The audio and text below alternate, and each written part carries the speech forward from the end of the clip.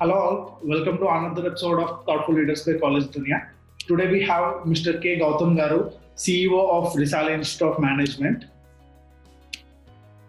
Gowtham Garu is a BTech graduate and an MBA, MA Psychology postgraduate. Mr. K. Gowtham is an educationist by his profession, first and later a businessman. He has started his career in his father's business organization, Risali Institute of Management, which is a unit of Risali Edison's India Private Limited. Like this institute which is mostly known for its aviation, hotel management courses, and varied diplomas of aviation, hospitality, and psychology. Uh, like, hello, Yeah, are you able to hear me, sir? yeah, Rohit, I can hear you. Yeah.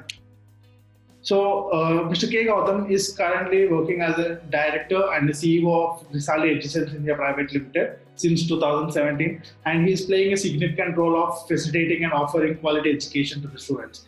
Welcome to Collegedunia, sir. Thank you. Thanks for inviting me. That was a brief introduction to begin with. Thank you. Thanks for introducing. Thank you very much, sir. So, before going into the interview, like our first question is, like being the CEO of Risali Institute of Management. So, what is your philosophy of leadership, sir? Like, how do you describe your leadership style actually? Sure.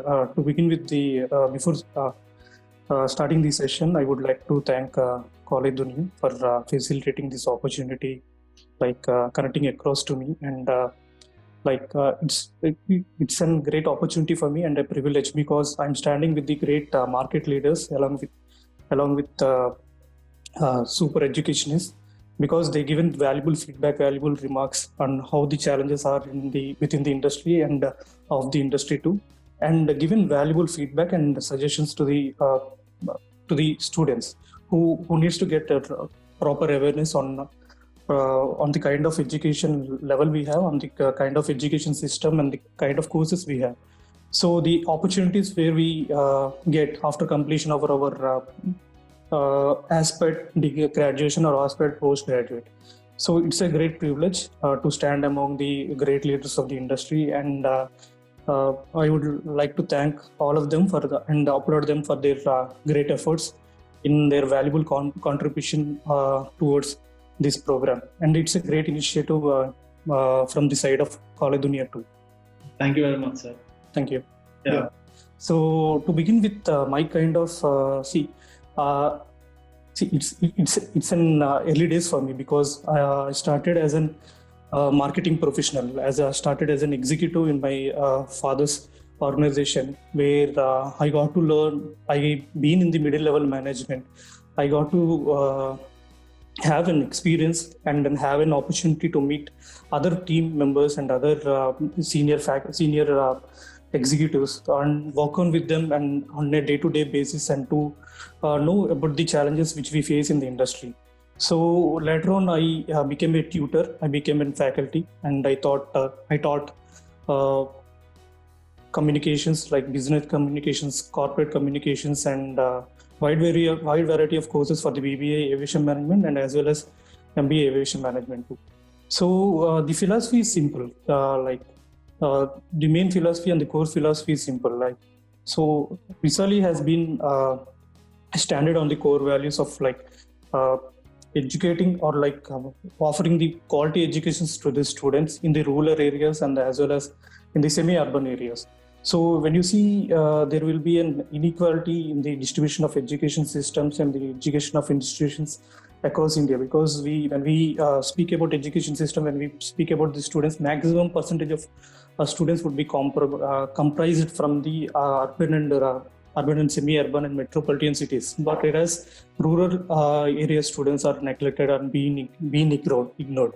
So my kind of leadership is to take care of everyone in the team and give valuable suggestions to them, and giving the right kind of and ample kind of time to them and right kind of opportunities to them to grow themselves and along with the company too. And at the end of the day, it's a business where we see our core values doesn't diverted in the process of intake of admissions and process of growing the business. So my in simpler terms, my kind of leadership would be affiliative leadership, delegation, and I'm a people's person where I listen to more of the suggestions from the team and from the core team, and as well as from the marketing team, and as well as the faculty. I would be acting as a catalyst in between all the departments where from 9 to 6 I would be in the campus, and off the campus I would be meeting industry people where I would pitch in, and I would give a brief about our institutions and the kind of students we have, and that creates an opportunity, that's creates a bridge in between the students and our students, and as well as the industry, and they give invaluable support, and they give the opportunities like internships, training programs, and placement opportunities. So these are my regular day fills in. Okay, so that's a very good to hear. So, like, you are completely engaged with the Risali Institute of Management in each and every part of the activity going on. True. Yeah, that's what a true leader does for his own way. Yeah. So, coming on to the next question, sir. Being the CEO of Risali Institute of Management, so, like, how do you strategize about like the key programs and the plans for marketing as well as the administration of your institute? Yeah, planning is very important tool in any terms of management. So without planning, you cannot grow as you want to. And before planning, you need to analyze and you need to make certain research, and you need to make certain findings to what the market is, or what the market is into, and what kind of needs and requirements does an market is being at present right now, and the clients and the customers, what they do exactly need, and what they exactly need from an institution or an organization. So our client base is of totally parents, and as well as comprises parents and students. So before you introduce an course, or before you introduce any kind of product, you need to analyze the market first. You need to research the market first, and the factors which influence, the positive or the negative factors which influence in introducing the product, or in the conception stage of your product. You need to pitch down the factors which are affecting them, and you need to when you have 70% of factors, positive factors, which in favor of your product, in favor of your services, then you can definitely test trial your product, or test trial your course, or test trial your services. Then that's how you analyze the whole requirement or the need for the courses, for the new kind of courses, and that's how you strategize your introduction of courses, your promotion of courses, your promotion of business, and you ultimately you want to have a maximum reach to the customer base or the students.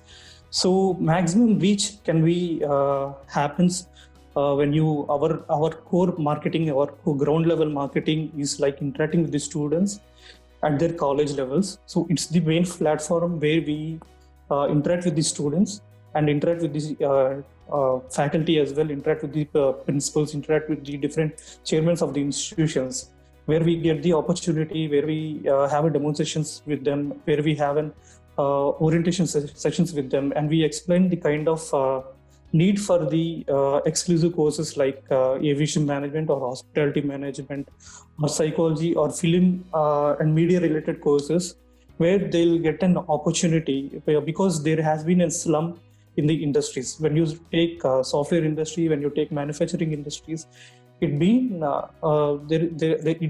stagnated. These industries were stagnated. So if you see the surveys, if you see the like reports and all, India skill report and all, about 47% of Indian graduates are likely to be employed. Only 47%, and the rest of them are not eligible for the employment. So you can see the vacuum in there. You can see the gap. You can see the scenario, how it has turned up. It is the report which has been released in the year of 2019. So technical skills and the attitude matters the most. So coming back to the strategies and the different marketing techniques which we use at the ground level, we use demonstrations, we use inductions and orientations, where we explain our courses across the institutions, and later on we've been associated with Collegedunia, we've been associated with several kinds of web digital platforms where we promote our colleges, where we promote our courses in these different kinds of service providers platforms, where we get an opportunity to meet new students and from different backgrounds and different regional and demographic backgrounds and economical backgrounds, and we explain them and we connect with them over a phone or in like video conferencing or like physically meeting them. And we have a core PR teams in different areas of Andhra Pradesh and Telangana as well. And another set, teams are working in Kolkata and Odisha as well. So, and branding in televisions, branding in radio, and branding in newspapers. These are the methodologies which we follow. These are the basic, normal, and general methodologies which we follow. And but we do the ground level marketing as an essential marketing tool which we use across the all marketing techniques. So that's give an overall advantage and an edge over the competitors, because we already the students would be already having a feel or already having an experience about the courses we offer, the kind of faculty we have, the kind of training sessions we have, and the kind of internships we provide, the kind of connects we have, the kind of associations we've been associated with, the big Bird Group, ground handling service companies like major players like Bird Group, Globe Ground India, like Air India SATS, and many more. So even with the airlines too, Indigo, SpiceJet, with all the majority players and the industry leaders we've been associated with. So our HR team, our HR director and HR team plays a vital role over here, liaising the interviews, liaising the trainings, liaising the internships in the industry for our students. Yeah, that's how it's been done. Yeah. Like going to the next question, sir. This is most of the students want to know. We all know that the education system in India, and comparing to it with the Western countries, it is completely different, and the education system is structured very differently, right? So, in your experience, what can an inbound student gain from joining your college at Risali? True.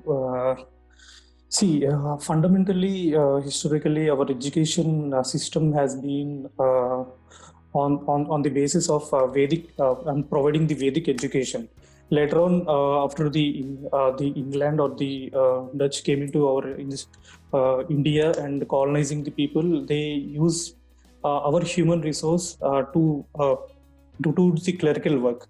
So education in pre-independence era used to be only it produces only clerks. It produces only lower level of professionals who can communicate well with the Britishers, who can help them in reaching out the people, in reaching out for the documentation purpose, for the reaching of their advantage, not to the our advantage. So post independence, the reputation has been changed, the scenario has been changed. Even the institutions has been introduced, the prestigious institutions, the universities. It has been rapid growth. You can see even the turn up of female enrollment is drastically has been increased. So education system in India primarily concentrates on values, primarily concentrates on what do we call, it's a mass level of, or a maximum level of. We have maximum level of students in across. It's the third largest education system we have across the globe, and coming besides China and USA. So our students students population is more. We are densely populated. So the structure is very the fundamental structure of the framework is very stringent, is very planned. So we have 10th standard plus 1 plus 2 and plus 3 or plus 4, and then plus 2 for post-graduation students and for PhD. According to the survey, 0.5% has been the enrollment number for PhD scholars in India. So when you see the scenario, now the education policy, the new education policy 2020 has been introduced to the mainstream, to the media, and into the society, also into the people. So whether how does it turn up, and how does it we take it forward? How does the UGC take it forward? University Grants Commission or the government of India take it forward, and whether we are ready, whether we have that infrastructure, whether whether faculty are trained, because faculty has to be trained on different levels. Because when you see Western countries, there are multiple exit and multiple entries policies. So even we tend to see in it, we tend to implement those kind of policies in Education 2020 policy, which is very advantageous to and benefits the students. But we need to we need to analyze that how far we can take it forward, how far the students get benefited, how far the society is so the society, whether the society is ready, or the faculty is ready, or the talent management is ready, or the industries, or the university syllabus, or the curriculum, or the academics are ready or not. So we need to analyze that first. We need to we shouldn't introduce in a rapid pace. We should introduce in a step and in fundamental level wise manners, so that at the end of the day students get benefited from it. So that's how the education system has been spread out in India. When you compare with the Western countries, the education system in India is most valued and a low cost effective one. And the kind of opportunities after the education, we can move to foreign countries. The migration happens. We can go for a higher education as well. And after the instructions, the medium would be in English or Hindi. So Indians speak well, and Indians speak the communications. Indians speak English well. So these on a level, we been valued. Our education system has been valued across the globe. But at the same time, on the other side of the coin, even our education system has been criticized in the mainstream, because the kind of failures we see, the kind of suicide rates, the kind of atrocities done in the students' level of fraternity. So these all the kind of parents pressurizing students, faculty pressurizing the students, the society and the structure and the whole system pressurizing the students, and making a student feel anxious, feel worried about their careers, worried about the job placements and all. So a bit criticizing on the education system as well, but it's valued most at the other parts of the world. But we are the University Grants Commission and other universities, the private universities especially, then the prestige universities.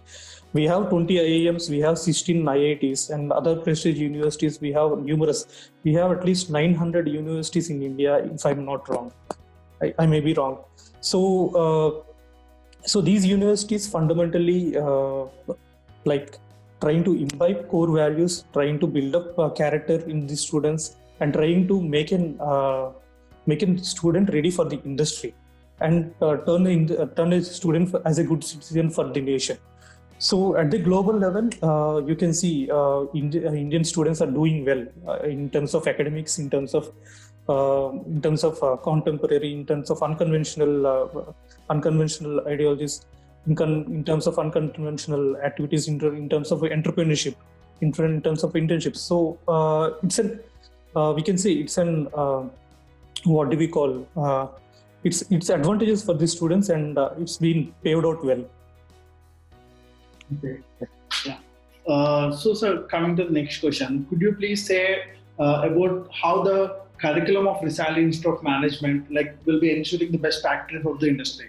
Why? Because we all know right now the students have become more mature. They are looking for what kind of activities they need to do after the education. So could you please say how does the curriculum of Risali helps in giving the best practice of the industry? How it will?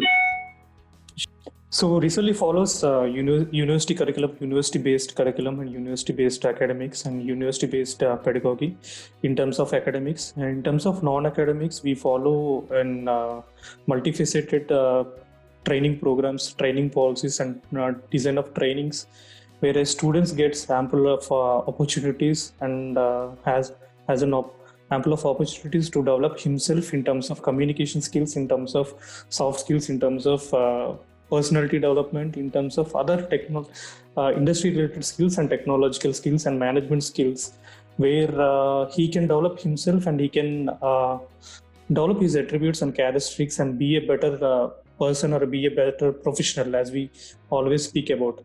So that it gives an advantage to him when we with his peers, among his peers, and it's an always fundamental and need of the hour, because as I already spoken about, the kind of scenario what we have in India is 47% of our graduates are employable. The rest of them are not unemployable, we can say. It's a very depressing kind of report. We very sad, and we been saddened kind of report we have seen about it. So it's very unfortunate to say the kind of scenario what we have in our nation right now. So it's always advantageous, it's always benefits them when they learn, when they participate, when they practice right kind of skills and right kind of competencies, and they can pitch it out in the interview sessions, they can pitch it in the presentations, they can pitch it, and whenever they have given an opportunity, and they can show off their skills, and they can be valued for it. Any employer or any organization would be happy to welcome these kind of students and these kind of professionals. So our curriculum, our training curriculum, and our training programs are designed in meticulously, and designed in a fun-loving manner, and designed in a practical manner, and we believe in learning by doing. So practically, when we do certain kind of programs, certain kind of activities, we learn along with it. We experience right kind of right share of exposure. We experience right share of feel about it. We experience right kind of characteristics of dynamics of that particular activity, so that he can develop those skills. So any skill can be learned in a period of 6 months, as psychology says. But it has to be a continual effort. It has to be a sincere effort. So at the end of the day, students' attitude matters the most. And to give an example, the kind of training programs which we conduct in our institutions are like we have radio clubs where people read newspapers, where people pitch in and tell stories about, where people develop different contents, and they present it over the radios and other. It's an rotational shift basis, and every student has to do it who has enrolled for that particular club. So this gives them an advantage. This gives them an opportunity to learn. So we have TV studios. We make them to sit in front of camera. We make them to sit in front of video camera, so that they can pitch in and they can speak in and read a few lines from the newspaper. They can present as an anchors or the content deliverables. So they can have that. They can shell out their inhibitions. They can eradicate their inhibitions, shy, fear, tension when they given an opportunity, when they given a chance to speak in front of people especially known and unknown. And at the time of interviews also, we see nervous breakdowns. We see anxiety attacks. We see even they have the content, they have the right kind of material in them, but they unable to present it out, because it happens because they couldn't practice it out well. So as a platform, as a college, as an institution, we know, we analyze, and we our pedagogy or our methodologies, and we design in an advantageous or in benefit which benefits the students, which have a value for the students at the end of the day. So and the other kinds of programs like sports in our college, they can try different kinds of games. They can try explaining their entrepreneurial ideas, and we would encourage them by introducing them to the industry people, and they can have an internship over there. They can develop their idea, they can build their idea, and they can start their entrepreneurial journey too. So these are the training sessions we conduct in Risali, and meticulously done, and it is a multifaceted training programs we conduct, and the practical exposure which we give, the kinds of internships which we provide, which we facilitate. At the end of the day, students get benefited, and students develop themselves in a better manner and in a quality manner. Okay, so yeah, that's a very nice thing, Samar, because it's like we are making them like industry ready by industry the time. ready. Yeah, that's a very good thing. Why? Because it's like we all know, like actually people have the talent in them, but actually they can't explain in a very proper manner. Yeah. True. So going on to the next question, sir. Like being the CEO of Risali Institute of Management, so what do you think should be the Risali's top priority over the next 5 to 10 years? See, our top priority is what our philosophy says, like imbibing right kind of skills, imbibing quality education in the students, and reaching out maximum students as possible as we can. So our fundamental policy would be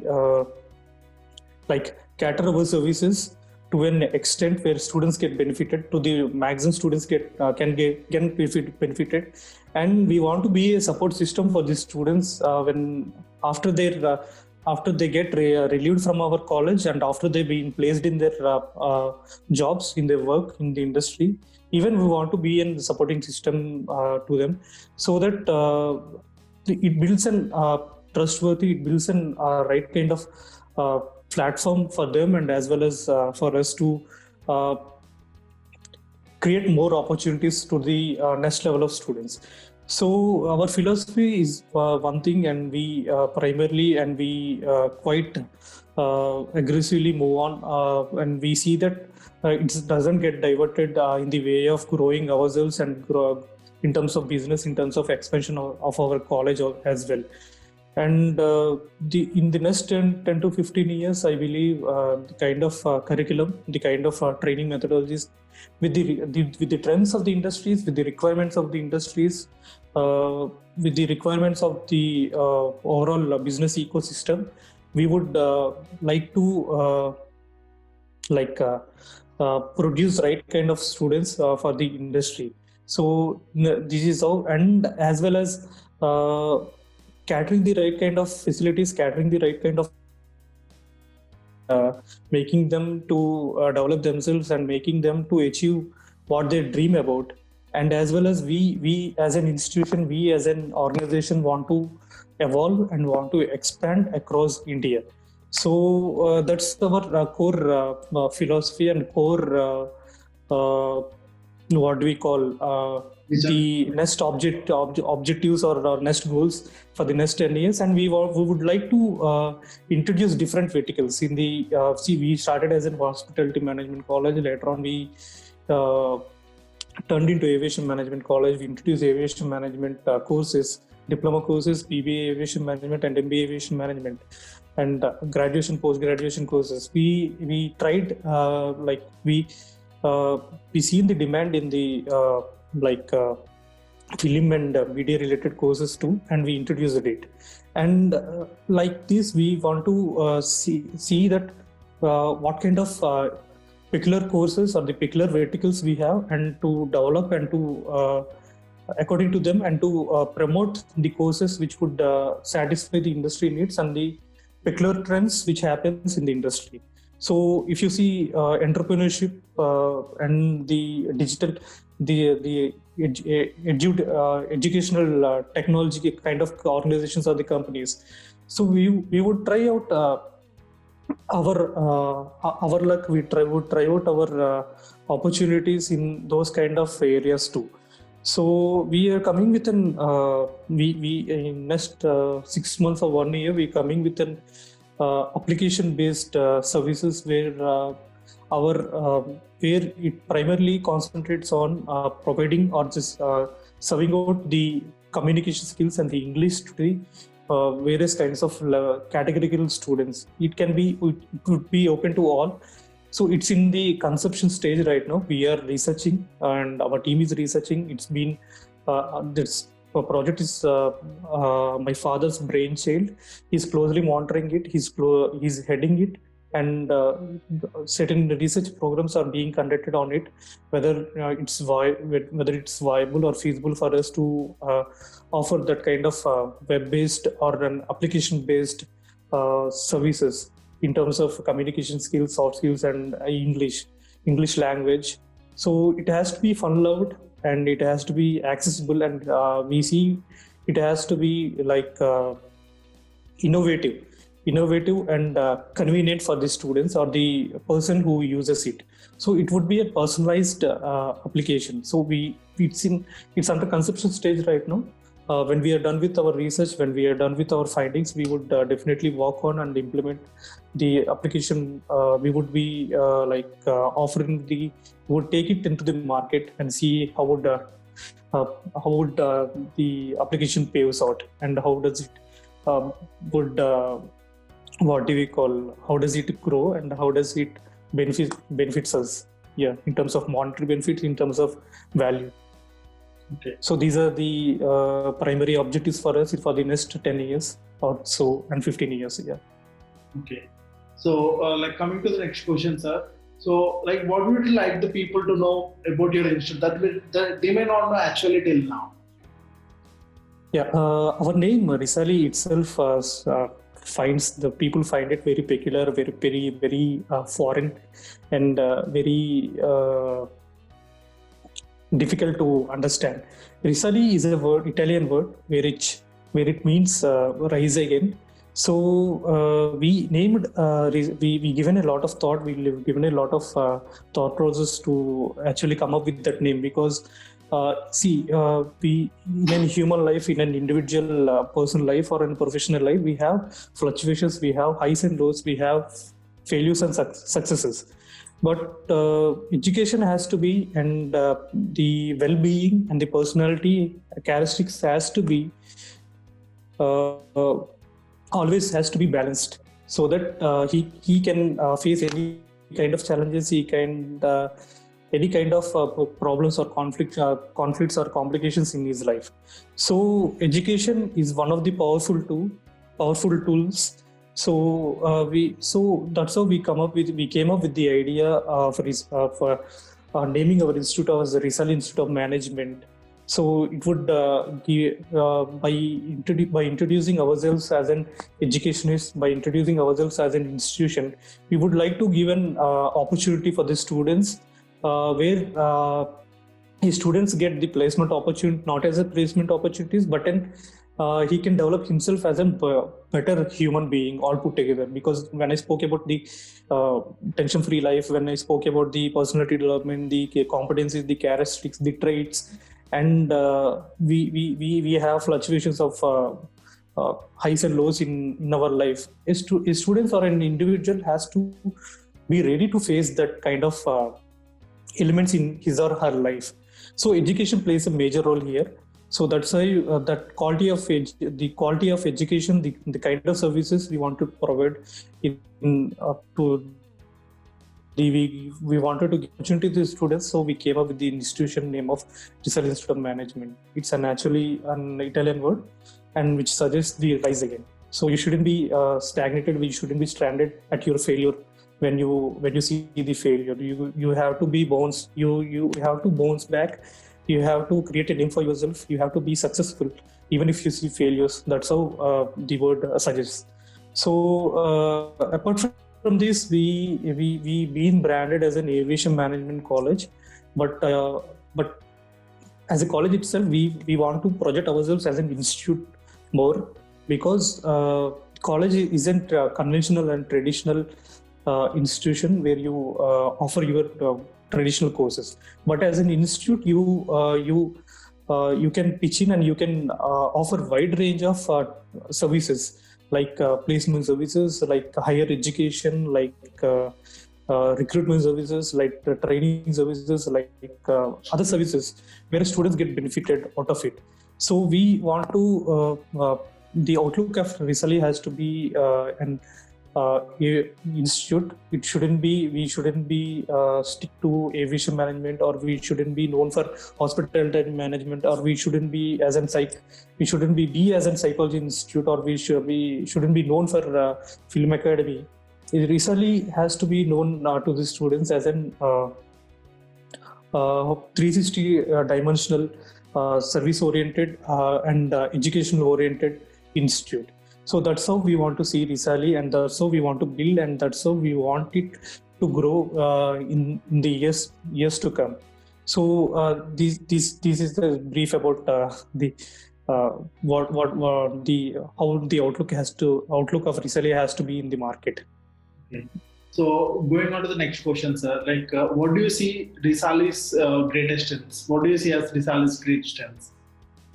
Yeah, the great strengths of Risali is our talent management, our talent acquisition, our core talent team. We call as a faculty, or the tutors, or the trainers, or the guest faculties, or the part-time faculties, or anyone, even the directors also.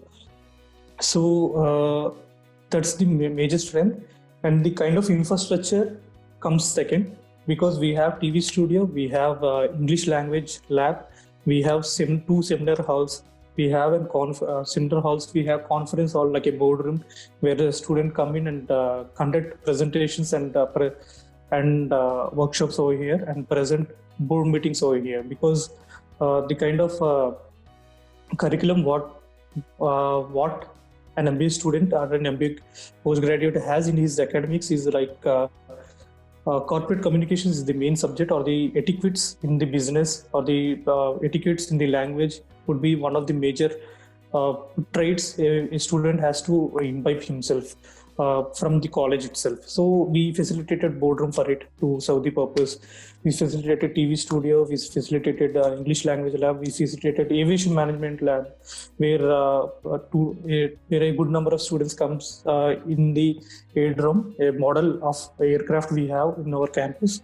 They sit over there, and the trainer comes, and he explains about the nuances, he explains about the day-to-day activities, he explains about the responsibility share in between the cabin crew, or the flight attendants and the pilot, and how to deal with the customers, how to serve the high like privileged customers, or the clients, or the passengers when they when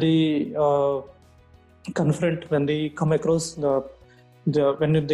at their actual and their professional lives.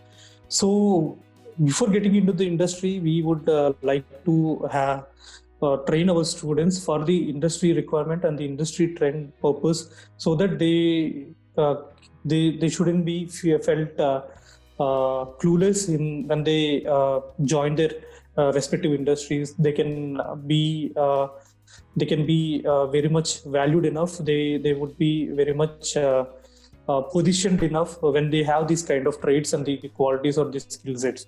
So the kind of infrastructure comes second, and the training programs, and the training programs which I spoke in earlier, and the kind of internships and the kind of team we have who liaise and who facilitates the kind of internships across all the industries, relevant industries and related industries across India, and as well as foreign too. So we conduct internships, we conduct training programs. We have an association with numerous universities in Malaysia and Singapore, where our students get an opportunity to travel in Malaysia and study over there, and participate in certification course over there, and they can get the international exposure over there. So these are the main strengths, and the associations we have, the stakeholders we have, the support system we have. So these all comprises our advantages and our what do we call our strengths as an institution. Okay. So, what are some of the biggest challenges you see both for higher education in general and for Risali Institute of Management specifically? The kind of challenges in general are, as I spoken earlier, the kind of unemployability, the kind of see, right now we've been badly affected with COVID-19, with the pandemic spread over the globe itself. So we thought of like economic recession would be around the corner, but we couldn't see it would be in the form of pandemic or an epidemic. So COVID-19 is the biggest challenges for the any institution or the universities across the globe, because there are many universities who has shut down their operations across the globe because of the pandemic, the low enrollment of students, the low intake of students in their universities. Financially, university has to be supported well. Financially, university has to run because they have fixed expenses, fixed monetary monetary transfers to the faculty, the staff, the support staff, everything. So universities have shut down their operations. So this is the biggest challenge. Even certain colleges, certain institutions, certain universities in India too are finding our toes back. So finding our stand to withstand in the present scenario has become the major challenge for us, even for in general, even for Risali, even for everyone. So apart from the COVID scenario of COVID-19, we say the kind of what do we call inequality in the distribution of education system across India. We geographically, if you see, the students migrates from rural areas to urban areas. The students migrate from one city to the another city. Students from Vizag join in Hyderabad. Student from Vizag join in Bangalore universities. Students from Vishakapatnam joins in Chennai universities. So private universities or government universities, the migration happens because of the vacuum, because of the right kind of institutions are not present in in our geographical locations. So it's an opportunity and it's a challenge as well. So the unequal distribution of the education system across India is one of the major challenge. So the government is taking initiations. They're taking initiatives. They're conducting different kind of programs to fill in this kind of vacuum. And even they are encouraging private universities and private facilitators to build up universities in semi-urban or in semi-urban areas, so that the talent or the students doesn't scatter much or doesn't travel much. So even you see after completion of the plus two or graduation, it's been a trend. It's been a trend and it's been a tentative for the students to join in the foreign universities. So if you see the scholarships which they get, the fees which they has to pay, is premium. So when you compare education systems, when you compare universities in India, it's not every university has categorically they what do we call, they offer the services and they charge nominal fees. So it's better we build up new universities. We encourage new private partners to build up new universities. It's better to take initiations to facilitate new colleges or institutions for specially abled students as well. and we need to encourage more female candidates, more female students to take up the courses in the universities too. So we need to encourage the female gender too to take up the courses, or to take up their higher educational studies. So this is a challenge. So even the students' attitude has to be changed. So 30% of the students doesn't have a clue doesn't have a clue in which kind of courses they join, in which kind of institutions they join. Out of pressure from the families, out of pressure from the peers, out of pressure from the societal structure, they simply join in the institutions and they doesn't, without their interest, without their passion, and they simply join and they simply lose their interest towards the education. When we encourage them according to their interests, when we encourage them according to their intelligences, we have multiple intelligences, multiple intelligences, specialized intelligences, and general intelligence in every individual. So if your interest is in arts, if your interest is in science, so you have to be encouraged in that path, in that direction, rather than forcing him to take up what the trend is right now, what the most demanded courses right now. So it encourages the students. It would build up a confidence in him if he takes up his passionate course, and he would be very much happy. He would be very much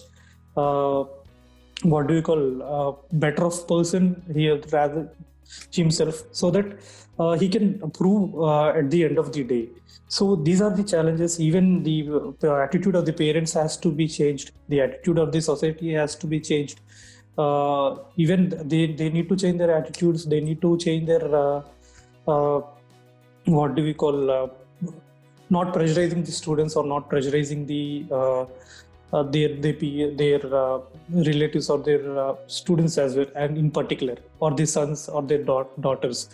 So you see, the scenario happened to be existing right now is like after completion of education, either you have to get employed, or you have to go enroll for a higher education.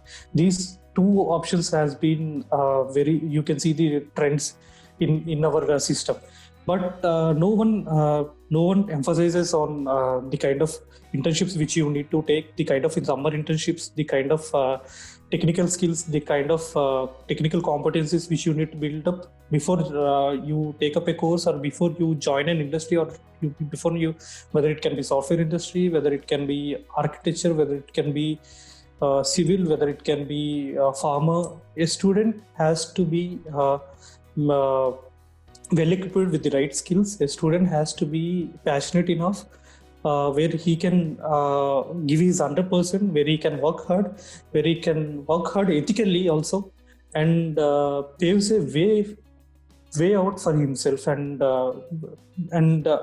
move towards the success. So you can see the suicide tendencies, you can see the suicidal rates in India. In every minute, a student attempts for suicide. So these are concerning aspects, some concerning elements in terms of students' fraternity, in terms of our society.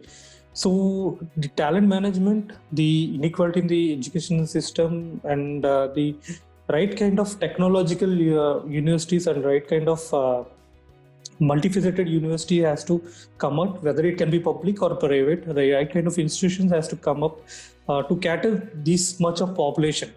See, our population is very high, and even the global scenario, every MNCs, every corporates are viewing India as the next hub for the talent resources, because at the end of the year of 2030 or 2015, in between, a maximum percentage of our population would be youth. But how much youth are skilled enough to get an employment, or to get an to prove himself in his or her business entrepreneur journey. So without this, education is primarily building a character and building in competencies and building up core values. But we see education right now uh, as an element which facilitates, which gives you a job, which gives you a job or which gives you a placement. So the trend happened to be like this over a period of 10 to 15 years, to 20 to 25 years, which pressurizing, which imposing pressure, which imposing anxiousness, which imposing tension on the students' fraternity, I believe. So these are the challenges apart from COVID-19, which we need to emphasize, which we need to see, and according to that, we need to plan. According to that, we need to strategize ourselves. According to that, we need to implement our plannings, implement our activities, so that students get benefited. At the end of the day, when we build a student, it's equal like we building a nation. So per capita income increases, GDP increases, industrial happens over India, even market develops, market grows.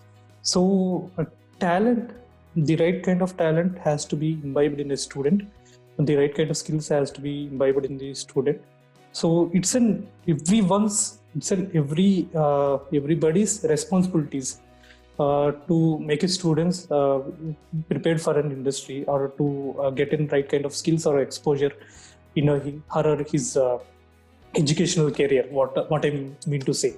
So the responsibility is on the government, the responsibility is on the social structure, the responsibility is on the friends, the relatives, on the family as well, and the even much more responsibilities is on the student.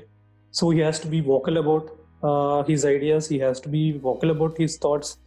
He need to have a clear thought.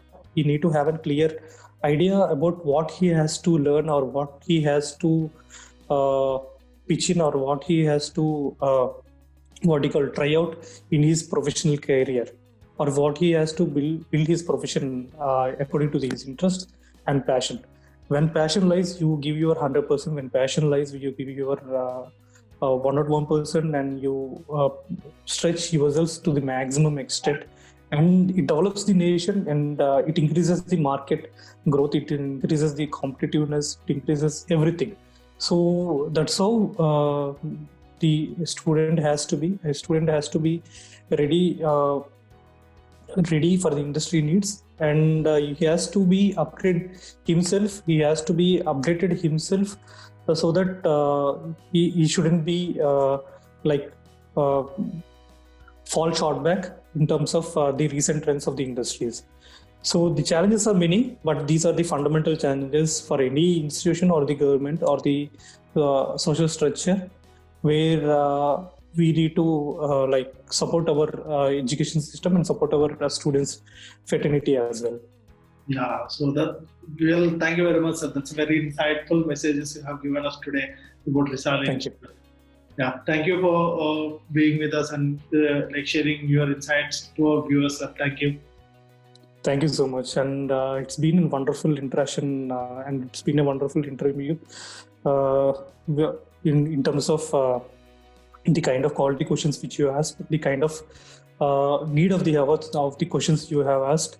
So even I am the representative of Risali. We've been associated with Collegedunia for past 2 years, and the services has been top notch from your side. The support system from has been top notch, and you always been for us in challenge times, and even in the complications or in disturbances which we cause day to day when you offer your services and when you promote your services. This is a great initiation. This is a great initiative taken by Collegedunia, where students have awareness about the institutions, the kind of institutions that they have in India, and the kind of challenges which they face, and the kind of invaluable suggestions given by the industry leaders and the VIPs and the eminent persons is invaluable to the students' fraternity. I think it's been in welfare. It's been equality initiation. So I would personally appreciate and applaud for the kind of program which you have been conducted, and I personally thank from my bottom of my heart. So it has to be continual in the coming years too. So thank you so much, and I would personally thank Rajesh and you, as you've been following up from the past week or so. So raising this interview meant a lot to me and a lot to Collegedunia as well. The suggestions which I made, I do not believe as a suggestions. I believe it's my viewpoints rather than my suggestions. So that's how it is. Thank you for having me here, and thanks for the connect, and thanks for interviewing me. Thank you. Okay, sir. Thank you very much, sir. Thank you so much.